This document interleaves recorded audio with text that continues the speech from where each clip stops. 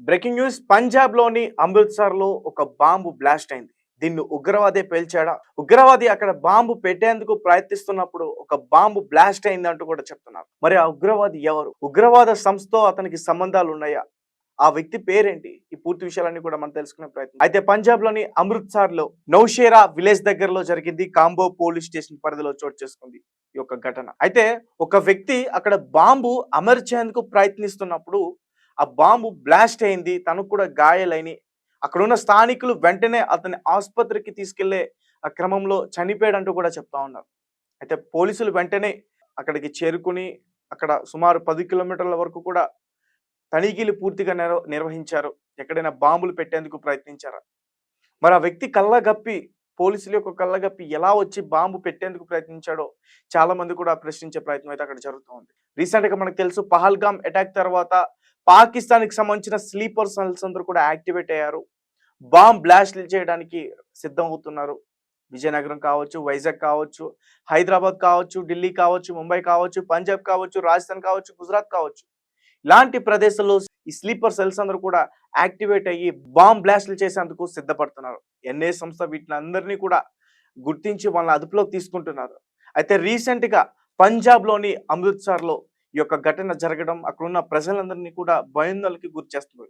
ఎందుకంటే గతంలో కూడా అమృత్సర్‌లో ఉన్న గోల్డెన్ టెంపుల్ కూడా బాంబ్ బ్లాస్ట్‌లు చేస్తా ఉంటూ కూడా కొన్ని బెదిరింపు మెయిల్స్ రావటం, కాల్స్ రావటం, దాని తర్వాత అక్కడ వెంటనే ఆ బాంబ్ స్క్వాడ్ వెళ్లి తనిఖీలు నిర్వహించడం, ఎటువంటి పదార్థాలు దొరకకపోవడం ఇటువన్నీ కూడా చాలానే జరిగాయి. ఎవరైతే అలాంటి బెదిరింపులకి పాల్పడుతున్నారో వాళ్ళని అదుపులోకి తీసుకోవడం, తర్వాత సరదా కోసం చేశారని, లేకపోతే దేశం మీద ఇష్టం లేకపోవడం వల్ల చేశారని, ఇతర మతస్థులే కావాలని చేశారని, ఇలాంటి అనేక వార్తలు విన్నాం. అయితే ప్రస్తుతం ఈ పంజాబ్‌లోని అమృత్సర్‌లో ఈ బాంబు బ్లాస్ట్ అవ్వటం నిజానికి చాలా మంది కూడా భయపడుతున్నారు. అంటే ఒక ఉగ్రవాది అతనికి బబ్బర్ గర్ల్స్ అనే ఒక ఉగ్రవాది సంస్థతో ఇతనికి పరిచయాలుంటూ కూడా చెప్తున్నారు. ఇతను ఒక స్క్రాప్ డీలింగ్ చేస్తా డీలర్ అంటూ కూడా చెప్తున్నారు. అయితే ఈ యొక్క ఘటన కాంబో పోలీస్ స్టేషన్ పరిధిలో జరిగింది పంజాబ్‌లోనే.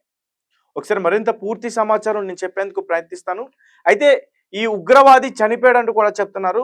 ఆ బాంబు బ్లాస్ట్ అవ్వడంతో అక్కడ ఎక్కువగా తన శరీరానికి గాయాలయ్యి తీసుకెళ్తున్న మార్గంలోనే చనిపోయాడంటూ కూడా చెప్తున్నారు. ఒకసారి పూర్తిగా అసలు ఏం జరిగిందనేది నేను వివరించే ప్రయత్నం చేస్తాను. పంజాబ్‌లోని అమృత్సర్‌లో ఆ బాంబ్ పేలుడు కలకలం సృష్టించింది. అయితే నగర బైపాస్‌కు సమీపంలో ఓ వ్యక్తి బాంబు పెట్టడానికి ప్రయత్నిస్తుండగా అతడి చేతిలోనే అది పేలిపోవడంతో తీవ్రంగా గాయపడ్డాడు. దీనిని గమనించిన స్థానికులు అతని చికిత్స కోసం అతన్ని సమీపంలో ఆసుపత్రికి తరలించారు. అక్కడ చికిత్స పొందుతూ అతడు చనిపోయాడంటూ కూడా చెప్తా ఉన్నారు.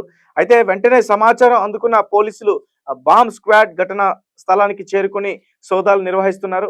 అయితే ఉగ్రకుట్రలో భాగంగా బాంబు పెట్టడానికి ప్రయత్నించారా లేక వేరే ఇతర ఏదైనా కారణం ఉందా అనే కోణంలో కూడా దర్యాప్తు చేస్తా ఉన్నారు.